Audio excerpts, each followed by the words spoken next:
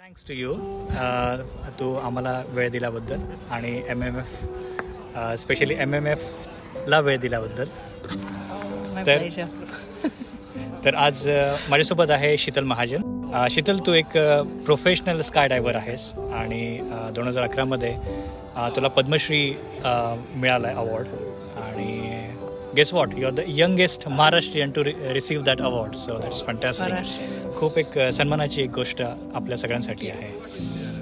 आजपर्यंत तुला 26 national, 8 Asia आणि 8 वर्ल्ड रेकॉर्ड्स तुझ्याकडे आहे. सो दॅट्स 4 एशिया आणि 8 वर्ल्ड रेकॉर्ड्स तुझ्याकडे आहेत. आणि 790 वेळा तू स्काय डायव्हिंग, म्हणजे 790 वेळा तू विमानात बसून उडी मारली आहे. विमानात बसून तू उडी मारली आहेस. येस. आणि तो जिथे पण स्काय डायव्हिंग चॅम्पियनशिप्स होतात, फॉर एक्झाम्पल इन इंडिया और इंटरनॅशनली, तर तू इंडिया रिप्रेझेंट करते. So that's really proud moment for us as well. आणि मी थोडं रिसर्च करत होतो की शीतल महाजन कोण आहे आणि तिचं काय बॅकग्राऊंड आहे. तर आय गॉट टू नो की आपल्याकडे फक्त 2 इंडियन्स आहेत ज्यांना हा इंटरनॅशनल गोल्ड मेडल मिळालेला आहे. FAI म्हणजे फेडरेशन एरोनॉटिक इंटरनॅशनल, ज्याची arrow club of India national branch club आहे. तर पहिले जे होते ते GRE टाटा, ज्यांना 1984मध्ये गोल्ड मेडल मिळालं. आणि you are the first Indian woman who receive that FAI gold medal for sky डायव्हिंगची पार्श्वभूमी आणि प्रेरणा ही कशी मिळाली आणि कधी मिळाली? ही ओढ कधी लागली तुला आणि त्याचा प्रेरणास्त्रोत काय? लहानपणापासूनच काहीतरी वेगळं करायचं होतं आणि म्हणजे कुठल्या क्षेत्रात जाऊ काही माहिती नव्हतं, पण एवढंच माहिती होतं की काहीतरी वेगळं करायचं आहे, आउट ऑफ द बॉक्स काहीतरी आयुष्यात करायचं आहे. पण भरपूर क्षेत्र 10वीपर्यंत ट्राय केले होते, जसं badminton, table tennis, swimming, drawing, painter व्हायचं होतं मला. पेंटिंगमध्ये पण माझं करिअर ट्राय केलं, पण घरनं काही रिस्ट्रिक्शन्स होते की पेंटर हे काय करिअर आहे का किंवा असं. मग 11वीत असताना जेव्हा मी माझी मैत्रीण आहे ज्योती सुमरिया म्हणून, ती भेटली मला आणि ती नॅशनल डिफेन्स अकॅडमीमध्ये राहत होती.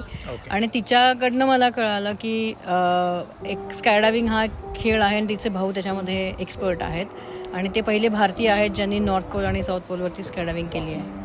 तर मग त्यांच्याबद्दल जेव्हा कळालं तेव्हा मला असं वाटलं की मी पण करू शकते आणि मग मी ह्या फील्डमध्ये याचा विचार. उत्तर ध्रुव म्हणजे माझे जे मैत्रिणीचे भाऊ आहेत स्क्वॉड्रन लीडर कमल सिंग ओबट, त्यांच्याबद्दल मी जेव्हा ऐकलं तेव्हा मला, पण जनरली न्यूजमध्ये वाचतो की याने एक अचिव्हमेंट केली, त्याने अचिव्हमेंट केली किंवा बऱ्याच गोष्टी बऱ्याच लोकांमध्ये माहिती पडतात, पण आपण एका कानाने ऐकतो आणि एका कानाने ऑनेस्टली सोडून देतो की भगवान भरपूर जण भरपूर काय काय करत असतात. तर तसंच माझ्या मैत्रिणीच्या भावाबद्दल पण मला माहिती पडलं होतं, पण मी एवढं सिरियसली त्यांच्याबद्दल वाचलं नव्हतं. पण जेव्हा टाइम्स ऑफ इंडियाच्या फ्रंट पेजला त्यांचा फोटो पाहिला, त्यांची न्यूज वाचली, तेव्हा मला कळालं की ह्यांनी काहीतरी खरंच एक्सेप्शनल केलं. आणि ते माझे मैत्रिणीचे भाऊ आहेत. ती पूर्ण माहिती घेतल्यावर कळालं की त्यांनी पॅराशूट जम्प केली नॉर्थ पोलवरती. च्या अचिव्हमेंटबद्दल म्हणजे पेपरमध्ये पण वाचलं. मग माझ्या मैत्रिणीला जाऊन सांगितलं की अरे तुझे ते भाऊ आहेत आणि मला त्यांना भेटायचं. त्यांना भेटल्यावरती त्यांना विचारलं की तुम्ही उडी मारली तशी मला पण उडी मारायची आहे. तर त्यांना असं वाटलं की ओके मी तुला मदत करतो. मग त्यांच्याकडनं मला गायडन्स मिळालं आणि माझ्या आयुष्यातली पहिली पॅराशूट जम्प मी उत्तर ध्रुवावरती करायचं प्लॅनिंग केलं आणि मग मी ह्या फील्डमध्ये याचा विचार केला. Fantastic. That's so inspirational and so motivational to hear about you. इथे बरेचसे विमानं येत आहेत आणि बराच नॉईस बाहेर आहे. तर आपण नेक्स्ट क्लिप आतमध्ये जाऊन थोडं शांत वातावरणात घेऊया. ओके चालेल, चला आपण आतमध्ये जाऊयात. Welcome back. थँक्यू. एक 4 ओळी. धाडसाची ही कहाणी आकाशात लिहिली गेली. प्रत्येक झेपेच्या नवीन अनुभवाने आनंदीची सीमा ओलांडली. Next question. तर प्रशिक्षणाचा एक साधारण दिवस कसा असतो? एव्हरीडे मॉर्निंग म्हणजे आम्ही सकाळी उठल्यावरती पहिला एक क्वेश्चन असतो की आपण का करतोय. स्काय डायव्हिंग हा रेग्युलर ऍक्टिव्हिटी नाही आहे, त्यामुळे पहिले स्वतःला मी विचारतो का करतोय. बिकॉज वी लव्ह इट, म्हणजे आपल्या स्वतःला आवडते म्हणून आपण करतो. आणि ते एक मोठं इन्स्पिरेशन असतं की आपल्याला आज करायचं आहे की नाही, हा स्वतःला पहिले प्रश्न विचारायचा असतो की आज कसा दिवस आहे. आणि जनरली स्काय डायव्हिंग ड्रॉप झोनवरती आल्यावरती एक हॅपी माइंड असतं, हॅपी सोल असतो. कारण एक प्रत्येक स्काय डायव्हरला वाटतं की I am born for this. So this is real story when you start the day. आणि डे स्टार्टमध्ये पहिलं म्हणजे ह्या विचाराचं कारण पण एक असतं, कारण जेव्हा विमानातनं उडी मारतो ना तेव्हा एक डोक्यामध्ये असतं, म्हणजे भरपूर विचार येतात. म्हणजे आपण कुठलं कॉम्प्युटरवरती काम जरी करत असेल आणि घराचं डिस्टर्बन्स असेल तर आपलं कॉन्सन्ट्रेशन होत नाही. हे तर विमानातनं उडी मारायची, तर ते कॉन्सन्ट्रेशन फार महत्त्वाचं असतं. म्हणून हा पहिला प्रश्न आम्ही स्वतःला विचारतो की आज काय, व्हॉट इज अ मोटिव्ह. तर म्हणजे उडी मारायची किंवा ह्या इथून सुरुवात होते. आणि तयार होऊन स्कायडायव्हिंग ड्रॉप झोनवरती स्वतःचं नाव एनरोल करायचं आणि कोण फेलो जम्पर्स आहेत, कोणाकोणाला उडी मारायची, मग कोण कोण काय काय वेगवेगळे प्रकार करतात हे फाइंड आउट करायचं. आणि मग त्यांच्या जर कोणी आपल्यावर जम्प करण्यात इंटरेस्टेड असेल मग त्यांच्याबरोबर वेगवेगळे स्कायडायव्हिंगमधले प्रकार आहेत. आम्ही सोलो जम्पिंग करतो किंवा कोणी 5,000 फुटावरनं जम्प करणार असतं, कोणी 12,000वरनं करणार असतं, कोणी 2 जण 2 वे जम्प करणार असतं, सो कोणी विंग सूट फ्लाइंग करणार असतं. सो हे सगळं फाइंड आउट करून त्या पद्धतीने सिक्वेन्स फाइंड आउट करून विमानात बसायचा. 13,000 फुटावरती जायचं. 13,000 फुटावरती खूप छान चाललेला असलेल्या विमानाचा दरवाजा उघडायचा आणि विमानातनं उडी मारायची म्हणजे पॅराशूट घेऊन. आणि पहिले तर पक्षासारखं कसं उडता येतं ह्याचा अनुभव घ्यायचा. आणि तो अनुभव घेतल्यानंतर आपल्या जेव्हा अल्टिमीटरमध्ये दिसेल की 5,000 फुटावरती आलोय, मग पॅराशूट उघडायचा. आणि पॅराशूट उघडल्यावरती जसं सायकलचे ब्रेक्स असतात लेफ्ट राईट, तशा टाईपमध्ये पॅराशूटला पण टॉगल्स असतात, त्याला ब्रेक्सला टॉगल्स म्हणतात.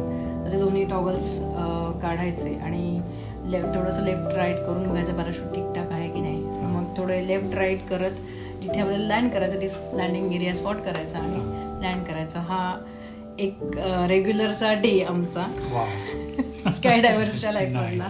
Okay, at least as a software professional म्हणून माझा डे तरी पहिला म्हणजे कॉफी मग. आज कोणती कॉफी घ्यायची, 1, 2, 3, 4 ऑप्शन्स असतात माझ्याकडे. म्हणजे माझा हा क्वेश्चन होता की जेव्हा आपण पॅराशूट किंवा या सगळ्या गोष्टी बरोबर कॅरी करतो तर त्या सूटचं, त्या पॅराशूटचं वगैरे किती वेट असतं आणि त्याची काही मग प्रॅक्टिस आधी करावी लागते का? नाही, ॲक्च्युली जेव्हा प्रोफेशनल बनतो आपण, म्हणजे मला तुम्ही प्रोफेशनल स्कायडायव्हरची लाईफ कशी विचारली म्हणून हा प्रोफेशनल स्कायडायव्हरचा डे सांगितला मी. पण जेव्हा तुम्ही एक स्टुडंट म्हणून स्कायडायव्हिंग फील्डमध्ये येता तेव्हा पहिला दिवस असा असतो स्कायडायव्हिंग ड्रॉप झोनवरती सगळ्यांची थरकाप उडालेली असते की अरे आज उडी मारायची किंवा आज मला स्कायडायव्हिंग ह्या क्षेत्रामध्ये यायचं आहे. तर इन्स्ट्रक्टरला पहिले भेटायचं, इन्स्ट्रक्टरकडनं गायडन्स घ्यायचा आणि ते तुम्हाला बेसिक ट्रेनिंग देतात की पॅराशूट कुठलं तुमच्या वेटनुसार तुम्ही घेतलं पाहिजे. पॅराशूटचे पण वेगवेगळे प्रकार, साईज असतात, प्रकार पण असतात. स्टुडंट पॅराशूट वेगळे असतात, प्रोफेशनल जे स्कायडायव्हिंग करतात त्यांचं वेगळे असतात, टँडम पॅराशूट्स वेगळे असतात. सो स्टुडंटसाठीचे जे पॅराशूट असतात ते पण वेटप्रमाणे आणि साईज पण वेगळे असतात त्याचे. म्हणजे 210 ते 230 स्क्वेअर फीटचे जे पॅराशूट असतात ते स्टुडंट्सला, फर्स्ट टाइम जम्पर्सला त्यांच्या वेटनुसार दिले जातात. आणि म्हणजे जर स्टुडंटचा पहिला दिवस जर तुम्ही विचारला तर त्याला अल्टिमेटर म्हणजे काय, पॅराशूट म्हणजे काय, कुठले ड्रेस घातला पाहिजे, कसं स्कायडायव्हिंग म्हणजे पॅराशूट म्हणजे काय, इथून पहिले ती त्यांची जर्नी सुरू होते. पण पहिल्याच दिवशी त्यांना जम्प नाही करतायत. पहिलं 2-3 दिवस ट्रेनिंग असतं, ग्राउंड ट्रेनिंग असतं त्यांना. म्हणजे विमानातनं उडी मारल्यावरती खालती ड्रॉप झोन कसा दिसतो, ते एअरपोर्ट कसं दिसतं, तर थोडक्यामध्ये इथे मागे बॅकग्राऊंडला हा जो फोटो आहे त्याच्यामध्ये रनवे दिसतो, मग तिथे झाडं किंवा घरं कुठे आहेत, मग ते स्पॉट कसं करायचं. आणि मग त्याच्यामध्ये पण प्रत्येक जण जर प्रत्येक स्कायडायव्हर वेगवेगळ्या दिशेने लँड केलं तर मग तो ॲक्सिडेंट होऊ शकतो. मग त्यांना त्याच्याबद्दल माहिती द्यायची की एकच लँडिंग पॅटर्न आहे. म्हणजे आपण 2 व्हीलर जेव्हा रस्त्यावरती चालवतो तर आपण एक साईड जायची असते आणि एक साईड यायची असते, तशा टाईपमध्येच लँडिंग पॅटर्न्स पण बनलेले असतात. तर एक्सपर्टचा एरिया वेगळा असतो लँडिंग करायचा, टँडमचा वेगळा असतो, स्टुडंटचा वेगळा असतो. मग त्याची पूर्ण माहिती द्यायची. ह्या सगळ्या गोष्टी पहिले ग्राउंडवरती शिकवल्या जातात. आणि त्याच्यानंतर मग पॅराशूटचं वजन, तर प्रत्येक स्टुडंटला ते पॅराशूटचं वजन झेपेलच असं नसतं. तर मग त्यानुसार सुद्धा बऱ्याच गोष्टी त्यांना पर्सनल लाईफमध्ये पहिले ऑन ग्राउंड त्याचं प्रॅक्टिस करावली जाते. आणि मग त्यांना आम्ही पहिल्या जम्पसाठी नेतो. आणि पहिल्या जम्पमध्ये 2 इन्स्ट्रक्टर बरोबर असतात, त्यामुळे तेवढं ते इझी असतं असं मी म्हणेन. ओके. प्रत्येक क्षेत्रामध्ये गुरु किंवा इन्स्ट्रक्टरचं महत्त्व खूप असतं, तर तुम्ही तुमच्या गुरुविषयी किंवा इन्स्ट्रक्टरविषयी थोडक्यात सांगा. स्कायडायव्हिंग या फील्डमध्ये माझे आता 20 वर्षामध्ये खूप गुरु आहेत. आणि पण त्याच्यातले सगळ्यात पहिले माझे जे गुरु होते स्क्वॉड्रन लीडर कमाल सिंग उंबरटे, इंडियन एअरफोर्समधनं होते आणि आता ते रिटायर झालेत. पण त्यांच्यामुळे मी म्हणेन स्कायडायव्हिंगमधला एस मला माहिती पडला. आणि स्कायडायव्हिंग ह्या खेळाबद्दल एक कुतूहल निर्माण झालं, कारण त्यांना मी स्कायडायव्हिंग करताना नॅशनल डिफेन्स अकॅडमीमध्ये पुण्यामध्ये पाहिलं आणि त्या मोमेंटला मी डिसिजन घेतलं होतं की मला पण असं काहीतरी करायचं आहे आणि मला उड्याच मारायच्यात आयुष्यामध्ये. सो ते म्हणजे स्क्वॉड्रन कमल सिंग उबट सर होते आणि ते पहिले भारतीय आहेत ज्यांनी नॉर्थ पोल आणि साऊथ पोलवरती पॅराशूट जम्प केलेली आहे. त्याच्यानंतर मी जेव्हा ह्या फील्डमध्ये प्रोफेशनल म्हणून आले तेव्हा मला US मध्ये डॅन ब्रॉडस्की, डॅन BC म्हणतात त्यांना, ते स्कायडायव्ह पॅरिसमध्ये म्हणजे US मध्ये स्कायडायव्हिंग करतात आणि त्यांचा ड्रॉप झोन आहे स्कायडायव्ह पॅरिस हा कॅलिफोर्नियामध्ये. त्यांच्याकडनं मला खूप गायडन्स मिळाले. म्हणजे मी त्यांना गुरु ह्याच्यासाठी मानते, त्यांनी मला एक खूप सुंदर टीप म्हणण्यापेक्षा एक एक्सपर्ट ॲडवाईस दिला की मला बरं नव्हतं वाटत आणि मला सायनसचा इश्यू होता आणि नाक गळत होतं ऑनेस्टली, म्हणजे सर्दी पण होती पण सायनसचा इश्यू होता. आणि ते म्हणले की शीतल आजचा दिवस नाही जम्प केलं तर काही फरक पडणार नाही, आयुष्य पडलंय, पण आज तू जम्प केलीस तर तुझा सायनस वाढेल आणि तुला म्हणजे मायग्रेनपर्यंत पण इश्यू येऊ शकतो, तर तू आज स्किप कर. पण मला त्या मोमेंटला असं वाटलं की का रे, म्हणजे हे मला असं का सांगतात, मला जम्प करायचे आणि मला थांबवतात असं वाटलं एका क्षणासाठी.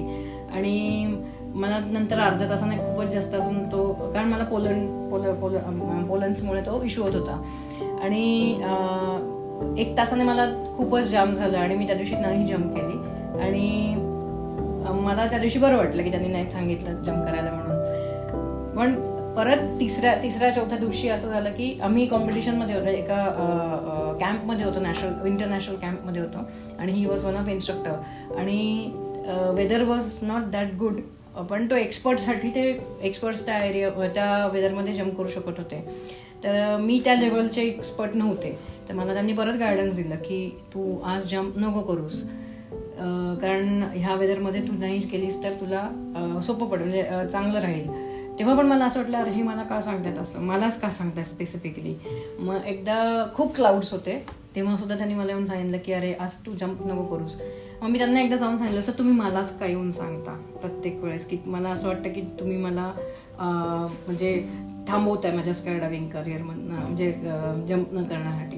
ते म्हणले की जिथं मी माझ्या आयुष्यामध्ये गेले 40 वर्ष झाले स्कायडायव्हिंग करतो आणि उद्याचा दिवस आहे एवढं लक्षात ठेवायचं. आज जर काही झालं तर आपला खेळ असा आहे की उद्याचा दिवस आपण नाही बघू शकत, सो त्यापेक्षा आजचा दिवस जाऊ देत, उद्याचा दिवस आहेच ना. ही फिलॉसॉफी आयुष्यात लक्षात ठेवा. आणि मग त्याच्यानंतर मी आणि त्यांनी मला अजून एक गोष्ट सांगितली तेव्हा की स्वतःचं कम्फर्ट लेवल ज्या दिवशी असेल त्या दिवशीच जम्प करायची. कम्फर्ट असं वाटलं की नाही आता ह्या मोमेंटला मला माझ्या शेजारचा माणूस सुद्धा मला असं वाटलं की नाही मला ह्याच्याबरोबर नाही जम्प करायचं, तर कम्फर्ट लेवल नसेल तर नाही जम्प करायची.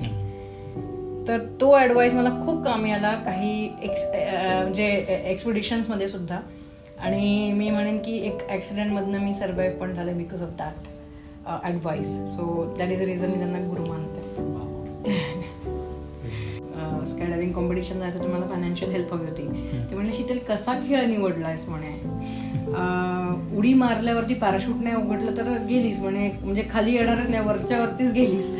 आमच्या क्रिकेटर्सला बघ, म्हणजे क्रिकेटर्स बॉल एका 0वर आउट झाले, नाही खेळले, काही नाही केलं तरी पैसे कमवून जातात. पण तुम्ही तुमचा जीव दावावर लावून ह्या अशा खेळांमध्ये खेळता, तुम्हाला पैसे पण मिळत नाही ह्याच्याने. आणि म्हणजे मी त्यांना सांगितलं होतं की माझ्याकडे फायनान्शियल प्रॉब्लेम आहे, माझ्या म्हणजे मी एवढं कमवत पण नाही, पण मला इंडियाला रिप्रेझेंट करायचं आहे, म्हणून मला कॉम्पिटिशनला जाण्यासाठी म्हणजे स्पॉन्सर शोधण्यासाठी मदत करा. ते त्यांचा हा डायलॉग ऐकल्यावर मला खरंच खूप हसू आलं की आमचा क्रिकेटर्स बघ. सो पण आहे म्हणजे बाकीच्या खेळांना जेवढा प्रेफरन्स दिला जातो बाकी म्हणजे तेवढा म्हणजे मी म्हणेन क्रिकेटला जेवढा मिळतो प्रेफरन्स तेवढा बाकीच्या खेळांना मिळत नाही, मान्य आहे. पण आमच्या तर ह्या खेळाला कोणी विचारत सुद्धा नाही थोडक्यात अशी परिस्थिती. पण हा जो स्पोर्ट आहे तो I think it's one of the adventurous स्पोर्टच्या मे बी जर टॉप 10 लिस्ट जर काढली आपण एक्स्ट्रीम स्पोर्ट्समध्ये तर 1 to 10 मध्ये मे बी टॉप 5 मध्ये कदाचित येत असेल. असं फर्स्टमध्ये हां, तर मला क्वेश्चन विचारायचं होतं की एवढे अराउंड 790 जम्प्स केलेला आहे, त्यापैकी अशी मेमोरेबल जम्प कोणती आहे तुमच्यासाठी? मेमोरेबल जम्प माझी आत्ता 2023 मधली आहे, कारण मी उत्तर ध्रुवावरती आयुष्यातली पहिली जम्प मारली तेव्हा मला वाटलं की खूप लय भारी काम केलं म्हणून. त्याच्यानंतर मला ऑनेस्टली म्हणतात ना, जिंदगी म्हणजे सगळे स्वप्न असतात ते म्हणजे ह्याच पृथ्वीवरती सगळं भोगायचं असतं, सुख पण आणि दुःख पण. सुख भोगून आले होते की उत्तर ध्रुवावरती भारताचा तिरंगा लावून आले होते, आणि भारतात आल्यावरती कळालं की खूप मोठं काम केलेलं नाही आहे हे मला काही लोकांनी जाणवून दिलं. मग मी परत दुसरी जम्प केली, उत्तर ध्रुव आल्यानंतर दक्षिण ध्रुव केलं, तेव्हा परत मला सगळ्यांनी असं दाखवून दिलं की खूप मोठं काम केलेलं नाही आहे. असं भरपूर म्हणजे अप्स अँड डाऊन्स पाहिले, आणि आत्ता 2023 मधली जम्प केली तेव्हा मला रिअलाइज झालं की this is a best jump. Reason वर्ल्डमधले 3 पोल्स आहेत, नॉर्थ पोल, साऊथ पोल आणि माउंट एव्हरेस्ट. सो माझा 3rd पोल मला प्लॅन केलं होतं मी 2007 साली, आणि तेव्हाच माझं लग्न पण ठरलं, आणि ती जम्प नाही झाली तर ती 2023 मध्ये झाली. आणि ती बेस्ट जम्प याचं कारण एक सॅटिस्फॅक्शनवाली फिलिंग येते तुम्हाला आयुष्यामध्ये की yes this is why I wanted to achieve. आणि ती फिलिंग मला माझ्या माउंट एव्हरेस्टच्या समोर जेव्हा मी कालापत्थरवरती हायेस्ट लँडिंग केली, आणि आय गॉट दॅट फिलिंग की yes this is what I was born for आणि आय कॅन डू इट. आणि माझ्याबरोबर एक इन्स्ट्रक्टर होते, उमर ओलिगिन म्हणून आहेत, जे स्कायडायव्ह दुबईचे फाउंडर मेंबर आहेत, ते ग्राउंड असिस्ट करत होते. आणि त्यांना मी जेव्हा म्हटलं की मला आज वाटतंय की येस आय एम अ स्कायडायव्हर, ते म्हणले तू एवढ्या जम्प केला तुला आज फील होतंय? म्हणजे हो, एक आज अकम्प्लिश स्कायडायव्हर असल्याचं फिलिंग आलंय. That's why it's my best jump the world. Like एवढ्या सगळ्या वेगवेगळ्या तू जम्प्स केलेले आहेत, तर ॲज अ स्काय डायव्हर म्हणून बरेचशी आव्हानं पण येत असतील, बरेचसे चॅलेंजेस येत असतील, तर तू ते कसे ओव्हरकम करते, कसे त्याची प्रिपरेशन करतेस? स्कायडायव्हरसाठीचे सगळ्यात मोठं आव्हान हे असतं की स्पॉन्सरशिप. जसं एक नाना पाटेकरांचा डायलॉग होता, घर देतं का कोणी घर, आम्ही असं म्हणतो स्पॉन्सरशिप देतं का कोणी स्पॉन्सरशिप. त्याचं कारण असं असतं की हा खूप खर्चिक खेळ आहे, आणि म्हणजे म्हणजे बाकीचे स्पोर्ट्स पण असे म्हणतील की नाही आमचा खेळ पण खर्चिक आहे, पण नाही. ऑनेस्टली इफ यू गुगल आणि डू द रिसर्च, स्कायडायव्हिंग हा खरंच खूप खर्चिक खेळ आहे. आणि जेव्हा तुम्ही इंडियाला रिप्रेझेंट करायचं स्वप्न बघता, मग बरेच जण ह्या खेळाला as a fun jumping adventure म्हणून बघतात, पण त्याच्यापेक्षा पुढे जाऊन तुम्ही एक खेळ म्हणून रिप्रेझेंट करण्याचे म्हणजे भारताला प्रोफेशन बघता. नाही, प्रोफेशन म्हणजे लोक विचार करतात की ओके मी एक इन्स्ट्रक्टर बनणार आणि कुठल्या तरी ड्रॉप झोनवर जाणार आणि टँडम इन्स्ट्रक्टर किंवा कॅमेरामॅन म्हणून काम करणार, दॅट इज अ प्रोफेशन. पण जेव्हा तुम्ही ॲथलीट म्हणून इंडियाला रिप्रेझेंट करायचं प्लॅनिंग करता, तुम्हाला प्रॅक्टिस लागते. आज माझ्या माहितीतले इतके काही स्कायडायव्हर आहेत, इंडियन स्कायडायव्हर आहेत, जे फक्त भारतात नाही राहत आणि अमेरिकेत राहतात आणि फक्त भारताला रिप्रेझेंट करण्यासाठी दुसऱ्या देशात जाऊन कमवतात. त्याचं कारण 5 दिवस आठवड्यातले ते काम करतात आणि 2 दिवस तेच पैसे जे कमवलेले असतात ते स्कायडायव्हिंगसाठी खर्च करतात. आणि I am one of them. आम्ही जेवढं सगळं खर्च कमी कमवतो ते सगळं फक्त ह्या खेळासाठी खर्च करतात, कारण ज्या दिवशी इंडियामध्ये स्कायडायव्हिंग येईल प्रॉपर, तेव्हा इंडियामध्ये कोणीतरी हिरोज पाहिजे ना, कोणीतरी इन्स्पिरेशन पाहिजे. आणि आज पण आम्ही त्याच गोष्टीसाठी काम करतोय की भारतामध्ये ह्या खेळाला कसं आणता येईल. आणि जरी आणलं तरी इन्फ्रास्ट्रक्चर पाहिजे किंवा बाकीच्या गोष्टी आता म्हणजे मी म्हणेन की आहेत, पण त्या डॉट्स जॉईन करायची गरज आहे आणि त्याच्यावरतीच आत्ता काम करते. भरपूर मिलिटरी वेटरन्स आहेत जे इंडियामध्ये स्कायडायव्हिंग आणण्यासाठी काम करतात, गेले खूप वर्ष झाले. काही सिव्हिलियन स्कायडायव्हर्स आहेत ते पण काम करतात. तर व्हेरी सून इंडियामध्ये एक मोठा ड्रॉप झोन येतोय, ज्याच्यामध्ये आपण इंडियामध्ये सुद्धा प्रॅक्टिस आणि कॉम्पिटिशन लेवलच्या प्रॅक्टिस आणि नॉर्मल स्कायडायव्हिंग जसं दुबईमध्ये किंवा थायलंडमध्ये लोक करतात तसे करू शकतो. Very nice.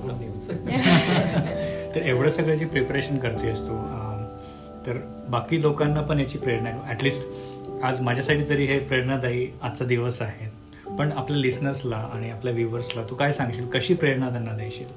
म्हणजे स्कायडायव्हिंग असो किंवा कुठल्याही फील्डमध्ये असेल तर मेन असतं डेडिकेशन. मी गेले 20 वर्ष झाले, म्हणजे 18 एप्रिल 2024ला आत्ता मला ह्या खेळामध्ये 20 वर्ष झाले. आणि मी एवढं सांगेन, मी consistently every year I am doing something. म्हणजे मी माझ्या पहिल्या जम्पच्या वेळेस मला हे माहिती नव्हतं की मी एवढे 20 वर्ष या खेळामध्ये करिअर करेल, पण 20 वर्षापूर्वी एवढं माहीत होतं मला की मला भारताला इंटरनॅशनल कॉम्पिटिशनमध्ये रिप्रेझेंट करायचं आहे आणि माझा भारताचा झेंडा मला कॉम्पिटिशनमध्ये झळकवायचा आहे. आणि ते जेव्हा म्हणजे जेव्हा व्हायला लागलं आणि तेव्हा असं वाटलं की 1 मेडल आणायचं, मग 2 मेडल, मग अजून वेगवेगळ्या कॉम्पिटिशन्समध्ये इंडियाला रिप्रेझेंट करायचं आहे. मग हे जेव्हा वाढत गेलं तेव्हा मला असं वाटलं की हे सगळ्या गोष्टी फक्त माझ्या खेळाला लागू नयेत. प्रत्येक कुठल्याही फील्डमध्ये जायचं असेल तर तुम्हाला तुमचं डेडिकेशन आणि तुमचे ध्येय माहिती पाहिजे की पुढच्या 2 वर्षामध्ये मला काय करायचं, पुढच्या 5 वर्षात मला काय करायचं. किंवा म्हणजे मी 20 वर्षाचा मॅप माझ्याकडे जेव्हा मी स्टार्ट केलं तेव्हा माहिती नव्हतं मला काय, पण मी दरवर्षी काहीतरी प्लॅन करत गेले आणि ते आता 20 वर्ष मी आहे या फील्डमध्ये. तर प्रत्येकाला मी एवढं सांगेन की आयुष्यात तुमचं काय गोल आहे किंवा तुम्हाला काय बनायचं आहे. बरेच जण मी स्पेसिफिकली आजच्या जनरेशनच्या मुलांना जे मोबाईल फोन्स आणि इंजिनियर्स आहेत किंवा जे IT मध्ये पण आहेत किंवा डॉक्टर्स आहेत, सगळ्यांना मी सांगू इच्छिते की तुमच्या फील्डमध्ये तुम्ही काहीतरी करताय, मान्य आहे, इंजिनियर्स आहात, डॉक्टर्स आहात, सगळं आहात, पण तरीसुद्धा स्वतःसाठी वेळ काढा. मी माझ्या या खेळामध्ये मला खूप मजा येते. माझ्या म्हणजे what ever I am doing it's for me. आणि विमानातनं उडी मारल्यावरती मला माझा स्व सापडला आणि मी म्हणेन की this is what I am born for. तर कॉम्प्युटरवरती बसून काम करणे हा मे बी सगळ्यांचा स्व नसणार आहे किंवा डॉक्टर असून बनून एखाद्याला गोळ्या देत राहणं किंवा ऑपरेशन्स करणं हा स्व नसणार आहे. तर तो स्व काय आहे तो पण फाइंड आउट करा. काहींचा असू शकतो मे बी की मग त्यांना आयुष्यात डॉक्टरच बनायचं होतं किंवा इंजिनियरच बनायचं होतं किंवा तेच करायचं होतं, पण तरीसुद्धा come out of the house आणि एक्सप्लोअर द वर्ल्ड. म्हणजे 4 भिंतीच्या चाकोरीतनं बाहेर पडून जग बघता तेव्हा कळतं की आपण ह्याच्यापेक्षा खूप जास्त करू शकतो आणि आपले सेल्फ लिमिट आपण एक्सप्लोअर करू शकतो. सो मला असं वाटतं की सगळ्यांनीच एकदा ॲडव्हेंचर ट्राय करावं, कुठलंही ॲडव्हेंचर असो. मग स्काय डायव्हिंग असेल तर सगळ्यात बेस्ट, पण स्कुबा डायव्हिंग, माउंटेनिअरिंग, छोटासा माउंटेन जरी चढून आल्यावरती जे कॉन्कर केल्याचं फिलिंग असणार, that gives you more satisfaction. तर स्काय डायव्हिंग गेल्यावरती तर अजून मोर सॅटिस्फॅक्शन मिळतं, कारण तुम्ही स्वतःचा जो डर असतं, डर के आगे जीते म्हणतात, त्याचं कारणच ते आहे. कारण आपण बऱ्याच वेळा म्हणतो की अरे मी हे नाही करू शकत, मला अंधाराची भीती वाटते किंवा मला हाईटची भीती वाटते किंवा सगळ्याच गोष्टीची भीती, किंवा काही लोक बिझनेस करतात त्यांना असं वाटतं की अरे मी हे नाही करू शकणार आणि असं झालं तर. ती तरची भाषा आपण इथे उडी मारल्यावरती विसरून जातो. याचं कारण आहे कारण आपण अगर विमानातनं उडी मारून सर्व्हाइव्ह करू शकतो तर आपण काहीही करू शकतो, ही जी फिलिंग येते. माझा आणखी एक प्रश्न आहे की एज लिमिट विषयी काय, म्हणजे नॉर्मली असे ॲडव्हेंचर स्पोर्ट्स यंग एजमध्ये जास्त अट्रॅक्टिव्ह असतात, पण कुठल्या एजपर्यंत लोक करू शकतात sky diving? Actually as a parents आपण कुठल्याही एजमध्ये यांना इंट्रोड्यूस करू शकतो, पण बेसिकली मी सांगेन की वयाच्या 4-5व्या वर्षापासून मुलांना माउंटेनिअरिंगमध्ये आपण इन्स्पायर केलं पाहिजे. पण आजकाल मी पाहिलं की बरेच जण एव्हरेस्ट बेस कॅम्प किंवा अशा मोठ्या मोठ्या एक्सपेडिशन्सला मुलांना 8व्या 9व्या किंवा 10व्या वर्षापासूनच घेऊन येतात, पण तेवढं मोठ्या एक्सपेडिशन्सला एक्सपोज नका करू, कारण त्यांचं ते लाईफ पण त्यांना एन्जॉय करू द्या. पण ॲडव्हेंचरमध्ये त्यांना इंट्रोड्यूस करा लहानपणी, सो दॅट लाईफमध्ये रिस्क घ्यायची त्यांची प्रवृत्ती निर्माण होईल. आणि more than that they will start exploring. Swimming पण असेल किंवा स्कुबा डायव्हिंगसाठी पण आता भरपूर मुलं ज्यांना पाण्याची भीती वाटते त्यांना पहिले स्विमिंगमध्ये उतरवा, त्यानंतर गॉगल घालून मग स्विमिंग, मग त्याच्यानंतर स्कुबा. आणि जेव्हा हाईटचं जर असेल म्हणजे फ्लाईंगमध्ये स्पेसिफिकली असेल तर मी तर सांगेन पहिले ॲरो मॉडेलिंग, विमानं कशी बनवायची, कागदाची विमानं पण बनवून, म्हणजे आजकालच्या जेनझी किड्सला कागदाची विमानं भावत नाहीत, त्यांना तुम्ही ॲरो मॉडेलिंगची विमानं द्या, त्यांना विमान कसं बनवतात पासून विमानातनं उडी कशी मारतात ह्या सगळ्या गोष्टी तुम्ही समजवा.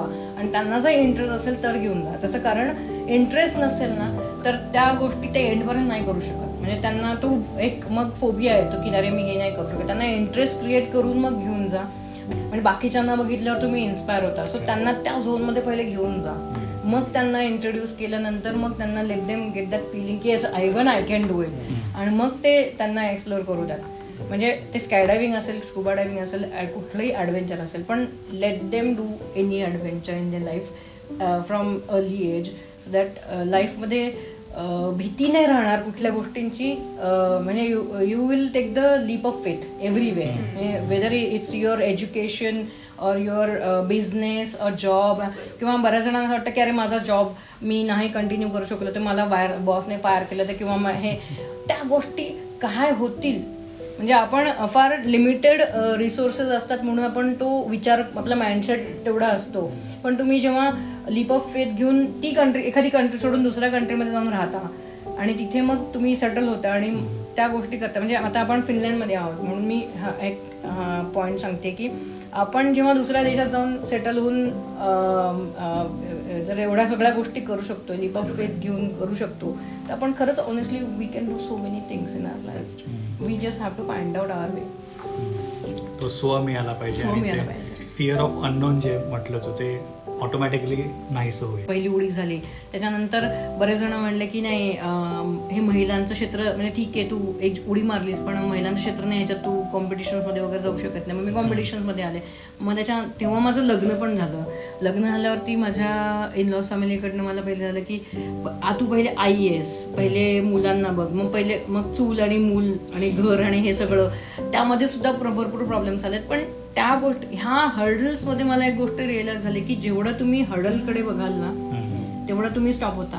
की त्याच्यातनं रस्ता सोल्युशन काढ, म्हणजे त्याच्यातनं प्रत्येक गोष्टीतनं सोल्युशन काढायला लागलं मला. आणि सोल्युशन असं होतं की मी सगळ्या मॅरिड महिलांना एकच सांगेन की आयुष्यामध्ये तुम्ही तुमच्या फॅमिलीला पहिले कन्व्हिन्स करा की तुम्ही काय करताय आणि ते चांगलं करत असेल तर तुमची फॅमिली तुम्हाला कधीच नाही म्हणणार नाही. आणि बऱ्याच वेळा असं पण होतं की तुम्ही कन्व्हिन्स नाही करू शकत म्हणून त्यामुळे फॅमिलीज म्हणतं की नाही आता सोडून दे, म्हणजे जॉब सोडून दे आणि घरी बसून यू शुड म्हणजे फॅमिली बघावं. तर मी पण ते पण करून झालं होतं की मी माझं स्कायडायव्हिंग करिअर 1-1.5 वर्षासाठी सोडून दिलं होतं आणि घरी बसले होते. पण माझं मन खात होतं की आय एम नॉट, म्हणजे मी घरात बसण्यासाठी माझा जन्म नाही झालेला आहे ना त्या झाशीच्या राणीसारखा, बॉर्न टू फ्लाय. आणि मग मी घरच्यांना खूप खरंच त्रास दिला की नाही मला जाऊ द्यात, मला हे करू द्यात. आणि त्यांनी कधी नाही म्हटलं नाही, पण त्यांचं म्हणणं होतं की मुलांना सांभाळून कर. मग ते एक मदर गिल्ट होतं की माझ्या मुलांना मी सोडून चालली आहे मम्मी. आणि त्यात माझी आई, म्हणजे टिपिकल मराठी आई, की कशी आई आहेस, मुलांना सोडून चालली आहेस. मग मी त्या गोष्टीतनं ओव्हरकम असे झाले की मला त्यांना पण काहीतरी इन्स्पिरेशन द्यायचं आहे, त्यांच्यासाठी एक बेंचमार्क हा सेट करायचा आहे. आमची आई हे करू शकते तर आम्ही तिच्यापेक्षा जास्त काहीतरी करू शकतो. आणि तो बेंचमार्क आपण आपल्या घरात जेव्हा सेट करतो तेव्हा आपल्या मुलांना अजून एक वाटतं की अरे मम्मा करू शकतो तर आपण पण करू शकतो, किंवा शी इज माय सुपर वुमन. आणि ह्या गोष्टी होऊ शकल्या त्याचं कारण ह्या जे हर्डल्स येत होते त्यांना ओव्हरकम करून पुढे जाण्याची मेंटॅलिटी ठेवली. आणि मोर दॅन दॅट आपल्या घरामध्ये आपण ह्या गोष्टी कशा करू शकतो ह्याचा पहिले अभ्यास करून माझ्या इन लॉजला पण समजवलं की माझ्या आईवडिलांना समजवलं, माझ्या नवऱ्याला समजवलं, मग मुलांना समजवलं आणि मग सगळ्यांना बरोबर घेऊन उड्या मारायला सुरुवात केली. माझ्या मुलांनी पण उडी मारली, नवऱ्याने पण उडी मारली आहे, माझ्या सासूसासऱ्यांनी स्कायडायव्हिंग केलं आहे. तर मी असं म्हणेन की तुम्ही ज्या क्षेत्रामध्ये आहात त्या क्षेत्रामध्ये जे काही करत आहात ते सगळ्या घरच्यांना विश्वासात घेऊन करा. Nobody will stop you. आणि actually nobody can stop you until and unless you stop yourself. This is my mantra. So hurdles पार करायचा एकच मंत्र, तेवढं मी करते. खूपच छान. तर आजपर्यंत 26 नॅशनल, 4 एशिया आणि 8 वर्ल्ड रेकॉर्ड्स तू तुझ्या नावाने केलेले आहेस. What's next big milestone that you are looking for now? Actually यावर्षी 2024मध्ये US ओपन चॅम्पियनशिपमध्ये पण जायचं आहे. पुढच्या वर्षी 2025ला चायनामध्ये आमचं ऑलिम्पिक्स आहे, त्याला वर्ल्ड एअर गेम्स म्हणतात. त्याच्यात इंडियाला रिप्रेझेंट करायचा प्लॅन आहे. 2026मध्ये स्पेसमधनं स्कायडायव्हिंग करायचा प्लॅन आहे. असे प्लॅन्स आहेत. पुढचे 5 वर्षाचे प्लॅन्स आहेत. पुढचे 2 वर्षाचा पण प्रॉपर प्लॅन आहे, किंवा मी म्हणेन वीकली पण प्लॅन तयार आहेत. 2023च्या 23 फेब्रुवारीला मी माउंट एव्हरेस्टच्या समोर उभं राहून जाऊन एव्हरेस्टला सांगून आले होते की मी येते उडी मारायला. आणि 13 नोव्हेंबर 2023ला माझी जंप झाली. So it was so total planned. आणि दॅट्स वाय आय फील की प्लॅनिंग करून जर केलं आणि if you are focused towards your goal you can achieve it. Proper एक प्रोजेक्ट मॅनेजमेंट आणि एक रोडमॅप तू ऑलरेडी तुझ्या प्रत्येक प्रोफेशनला लागतं. तुम्ही कुठलंही प्रोफेशन घ्या. आपण IT मध्ये जरी जॉब करत असेल ना तर आपल्याला लागतंच. बॉस नाही तर विचारतो काय केलं काल, 4 दिवसापूर्वी काय केलं, आपल्याला ती शीट बनवावीच लागते. आणि ही आपण पर्सनल लाईफमध्ये नाही बनवत. That is a wrong thing. म्हणजे आपण आपल्या मुलांचं प्लॅन करतो की ते 5वीत जाणार, 6वीत जाणार, 7वीत, हे माहिती असतं. This is yearly plan we have. त्यांचं अभ्यासाचं पण माहिती असतं. शाळेमध्ये हा चॅप्टर किंवा तो चॅप्टर शिकवणार, किंवा त्यांचा एक्झाम कशा आहेत हे सगळं माहिती असतं.